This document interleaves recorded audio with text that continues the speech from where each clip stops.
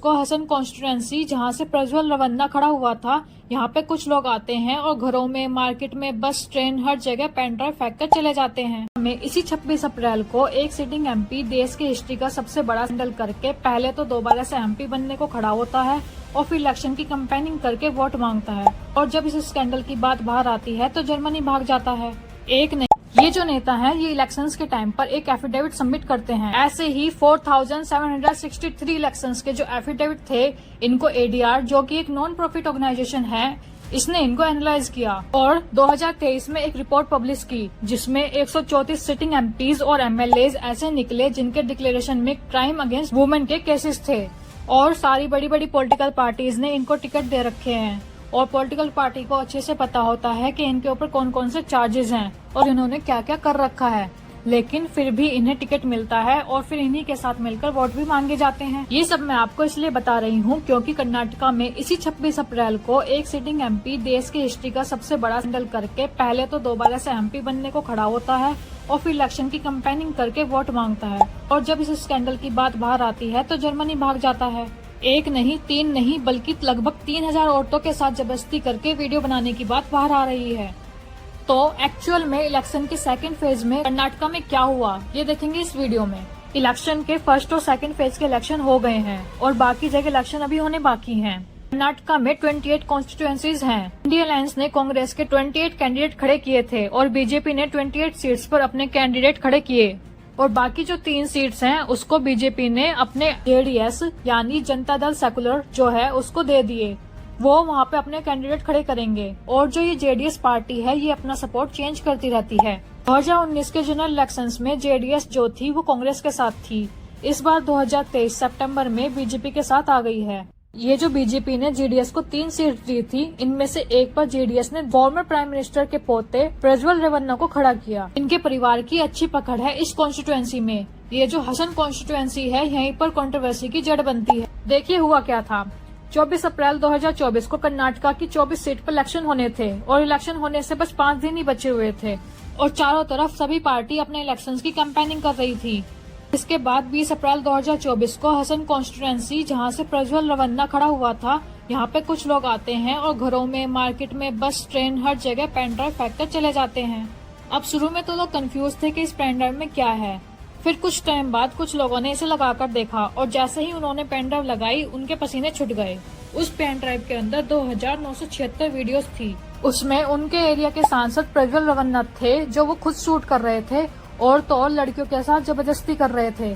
कई सारी लड़कियां गिड़गिड़ा रही थी, लेकिन वीडियोस में प्रज्वल साइकोपैथ की तरह हंस रहा था। और तो और एक वीडियोस में तो 60 से 65 साल की औरत चिल्ला रही थी और ये उसके साथ जबरदस्ती कर रहा था। ये जितनी भी वीडियोस थी 2000 से ऊपर, आधी से ज्यादा उसने खुद शूट की हुई थी और कुछ किसी और से शूट करा रहा था। ये 3000 के करीब वीडियो थी और हर वीडियो में अलग महिला थी और उसका चेहरा दिख रहा था। यानी उस टाइम पर तो उन लड़कियों ने सहा ही, अब मार्केट में उनका फेस तक रिवील कर दिया गया था। इन वीडियोस में इनकी पार्टी की फीमेल वर्कर्स, ग्राम panchayat member, government officers, police officer, in fact घर की मेड तक थी। अब जैसे ही पूरे एरिया में इस बात का शोर स्टार्ट होता है, वैसे ही प्रज्वल के कार्यकर्ता पुलिस स्टेशन पहुंच जाते हैं और उल्टा कंप्लेन करते हैं कि इलेक्शन के टाइम पर उनके लीडर की इमेज खराब की जा रही है और एआई की मदद से डीफेक यूज करके उनकी वीडियोस बनाकर शेयर की जा रही है। ये सारी वीडियोस जो पेन ड्राइव में आई थी वो सोशल मीडिया पर भी शेयर हो गई थी। शुरू में तो ये बात चली कि ये डीफेक वीडियोस हैं, लेकिन फिर लोगों ने देखा कि प्रज्वल के घर के अंदर जो स्टोर था वो भी उस वीडियो में था। कपड़े, बैठने का स्टाइल, आसपास की जो चीजें रखी हुई थी वो वैसे की वैसे ही थी जैसे उसके घर में हैं। तो लोगों को लगने लगा कि ये जो वीडियोस हैं ये रियल हैं। एक तरफ ये वीडियोस वायरल हो रही थी और दूसरी तरफ रेवन्ना इलेक्शन का प्रचार कर रहे थे, औरतों की सुरक्षा पर भाषण दे रहे थे, बैक टू बैक रैली कर रहे थे। फिर 24 अप्रैल को जो इलेक्शन होने थे वो हो जाते हैं और इस वीडियो को जो इम्पैक्ट होना था वो हो जाता है। फिर 27 अप्रैल को प्रज्वल क्या करते हैं, ये अपने डिप्लोमेटिक पासपोर्ट का यूज करके जर्मनी चले जाते हैं। अब जैसे ही 27 अप्रैल को प्रज्वल जर्मनी भाग जाते हैं, उसके नेक्स्ट डे एक नई चीज सामने आती है। 28 अप्रैल 2024 को प्रज्वल रवन्ना के घर में जो 47 साल की मेड काम करती थी वो श्रीपुर टाउन पुलिस स्टेशन में पहुंचती है और एक कंप्लेन फाइल कराती है और एफआईआर में वो कहती है कि प्रज्वल के घर में वो काम करती थी और जिस दिन उसका काम प्रज्वल रवन्ना के घर पर लगा था तब टोटल उस घर में 6 फीमेल और जो बाकी काम करने वाली मेड थी वो उसको वार्निंग देती थी कि जब प्रज्वल रवन्ना घर आए तो उससे दूर रहना। कंप्लेन में वो महिला कहती है कि काम शुरू करने के 3-4 महीने बाद ही प्रज्वल रवन्ना ने उसके साथ जबरदस्ती करी। इसी चीज से परेशान होकर उसने प्रज्वल के फादर SD रवन्ना के पास कंप्लेन की। उसके पास गई और उसको सारी चीजें बताई तो उसके फादर ने उसकी हेल्प करने की बजाय उल्टा उसके साथ जबरदस्ती करना स्टार्ट कर दिया। इसलिए इस FIR में बाप और बेटे दोनों का नाम लिखवाया गया है इस मेड के द्वारा। कंप्लेन में आगे ये भी बोलती है कि वो ये सब कई दिनों तक सहती रही क्योंकि उसे जान का डर था, और एक दिन किसी काम से उसकी बेटी प्रज्वल के घर आई तो प्रज्वल ने उसका नंबर लेकर उसको भी वीडियो कॉल करना शुरू कर दिया। अब उस मेड ने वहाँ से काम करना छोड़ दिया और लड़की के मोबाइल से उसको ब्लॉक कर दिया। इस कंप्लेन करने के बाद पुलिस और बाकी लोगों ने ये भी पूछा कि इस समय आप क्यों कंप्लेन करने आई हो, तो उसने बताया कि जैसे ही वीडियो की खबर बाहर आई वैसे ही मुझे भी हिम्मत आ गई और मैं कंप्लेन करने आ गई। प्रज्वल रवन्ना और उसके फादर के ऊपर under IPC section 354A, 354D, 506, 509 के तहत FIR दर्ज हो जाती है। इसके बाद सेम वीक में कर्नाटका की वुमेन चीफ नागलक्ष्मी चौधरी, इनके पास भी ये पेन ड्राइव पहुँचती है। उन्होंने अपने ऑफिशियल स्टेटमेंट में ये कहा कि मैंने ये पेन ड्राइव देखी मगर पूरी देखने की हिम्मत नहीं जुटा पाई। इस वीडियो को देख के आपका खून खोल उठेगा, और कहती है कि देश का सबसे बड़ा स्कैंडल है। ये सारी चीजें देखने के बाद इन्होंने कर्नाटका के CM और होम मिनिस्टर को एक लेटर लिखा कि इस केस पे कार्रवाई होनी बहुत जरूरी है। इस लेटर के बाद एक अलग सोसाइटी बनाई जाती है जिनका काम था कि इस पूरे मैटर की जांच की जाए। ये जो सोसाइटी बनाई थी इसमें 18 सीनियर पुलिस ऑफिसर को रखा गया था और इसके साथ साथ 18 सीनियर पुलिस ऑफिसर को रखा गया और इसके साथ साथ 2 सीनियर वुमेन IPS ऑफिसर भी रखी गई। एक टीम का काम था कि विक्टिम के कन्फेशन रिकॉर्ड करेगी, दूसरी टीम का काम था कि वीडियो की लैब टेस्टिंग कराएगी, और तीसरी टीम वो जितने भी आरोपी हैं उनकी जांच करेगी, जो भी विक्टिम्स हैं उनको रीच आउट करके सारा मामला जानने की कोशिश करेगी। लेकिन कहानी यहाँ पर खत्म नहीं होती। इनफैक्ट यहाँ से एक नई कहानी स्टार्ट होती है। ये जो वीडियोस थी ये 4-5 साल पुरानी थी। इन वीडियोस को संभाल के रखा गया था और स्पेसिफिक इलेक्शन के टाइम पर लीक किया गया, और इसी चीज को लेकर पॉलिटिक्स स्टार्ट हुई। जो कहानी बाहर आ रही है वो काफी यूनिक है। एक्चुअल में प्रज्वल रवन्ना की जो फैमिली थी उसमें एक कार्तिक नाम का ड्राइवर था। इनकी फैमिली का काफी ट्रस्टेड आदमी था। 15 साल से भी ज्यादा इनकी फैमिली के साथ काम कर रहा था। पहले प्रज्वल के जो पिताजी थे वो उनके साथ काम करते थे, फिर आगे चलकर प्रज्वल रवन्ना के साथ जाके ये जुड़ गया। प्रज्वल रवन्ना की हर चीज इसको पता रहती थी। कहा जाता है कि कितना ट्रस्टी आदमी था कि बेनामी जमीन वगैरह होती थी वो इसके नाम कर दी जाती थी और जरूरत पड़ने पर वापस ली जाती थी। ऐसे ही 2022 में इस ड्राइवर के नाम पर NRCपुरा में 16 एकड़ जमीन इसके नाम कर दी गई, और ड्राइवर का कहना है इसके पास ये जमीन इसकी है। लेकिन जो लोग जानते हैं उनका कहना है कि जो रवन्ना फैमिली है उन्होंने इसको ये जमीन दी होगी और बाद में जब ये वापस मांग रहे होंगे तो ये इशू कर रहा है। 16 एकड़ जमीन थी वो पूरी कंट्रोवर्सी की जड़ है। तो अब क्या होता है, रवन्ना फैमिली इस ड्राइवर से जमीन बेचकर पैसे वापस मांगती है। ड्राइवर शुरू में तो काफी दिन घुमाता है, उसके बाद जब बात हद से आगे बढ़ जाती है तो मार्च 2023 में वो नौकरी छोड़ देता है। इसके बाद इसको कई बार धमकी मिलती है, लेकिन ड्राइवर का मन बिल्कुल भी नहीं होता इस जमीन को वापस देने का।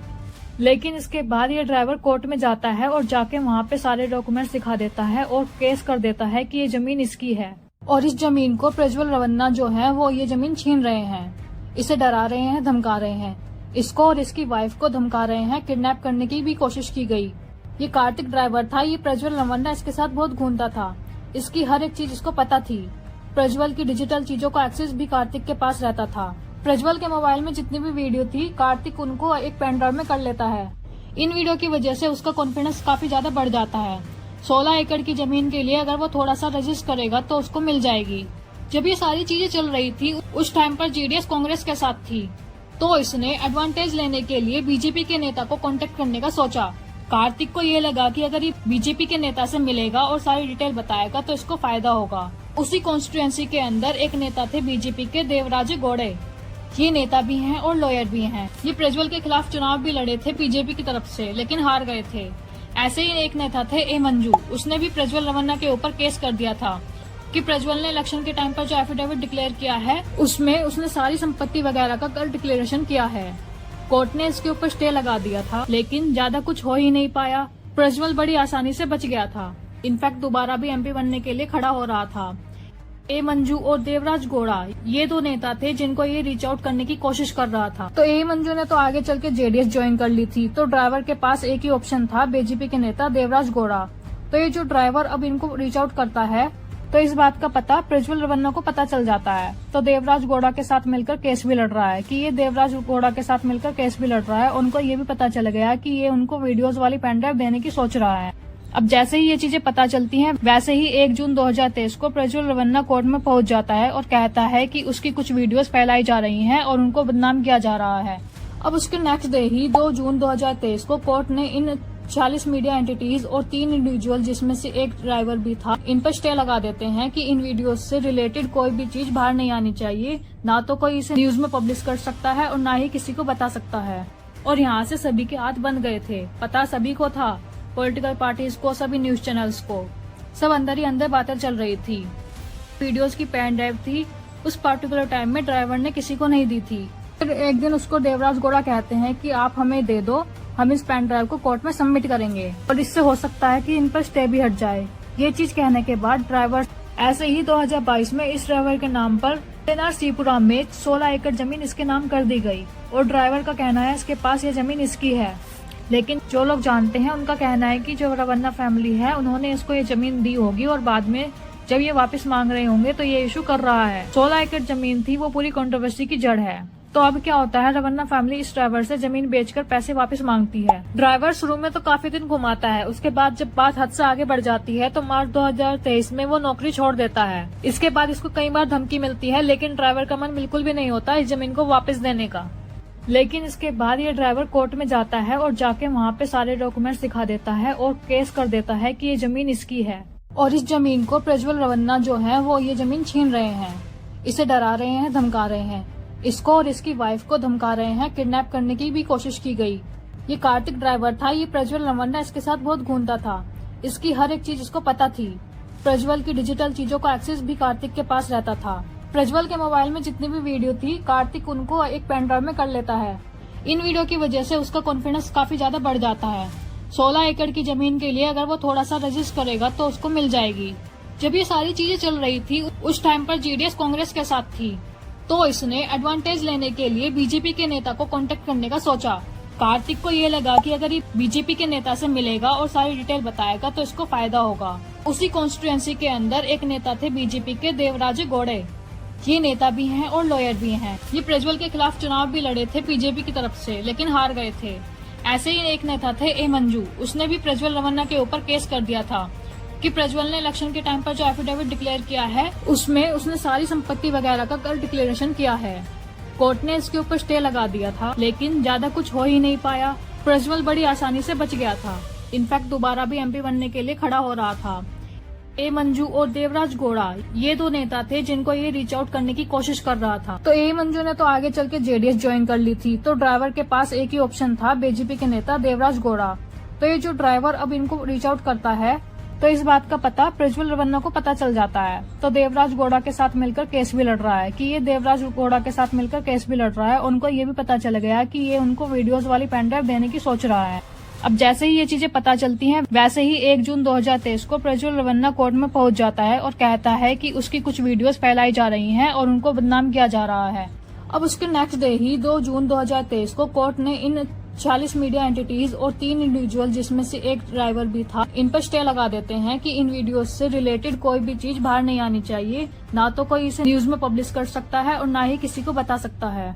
और यहाँ से सभी के हाथ बंद गए थे। पता सभी को था, पॉलिटिकल पार्टीज को, सभी न्यूज चैनल्स को, सब अंदर ही अंदर बातें चल रही थी। वीडियोस की पेन ड्राइव थी, उस पर्टिकुलर टाइम में ड्राइवर ने किसी को नहीं दी थी। फिर एक दिन उसको देवराज गौड़ा कहते हैं कि आप हमें दे दो, हम इस पेन ड्राइव को कोर्ट में सबमिट करेंगे और इससे हो सकता है कि इन पर स्टे भी हट जाए।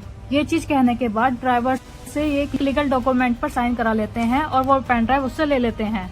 ये जो चीज मैं आपको बता रही हूँ, इस चीज को ड्राइवर ने एक अननोन जगह से एक वीडियो को शेयर करके बताया है। इसके बाद क्या होता है कि जेडीएस थी वो कांग्रेस को छोड़ सितंबर 2023 में बीजेपी के साथ आ जाती है और सीट्स में पता चलता है कि 3 में से 1 सीट पर प्रज्वल रवन्ना को खुद खड़ा किया जा रहा है। ये देखकर देवराज गौड़ा और ड्राइवर दोनों का दिमाग खराब हो जाता है। देवराज गौड़ा ड्राइवर को समझाते हैं कि जस्टिस हमें कोर्ट से नहीं मिल रहा है, तो हमें जस्टिस किसी और तरीके से लेना पड़ेगा। प्रज्वल को ये जो सीट मिली है हम इसको कैंसिल करा सकते हैं।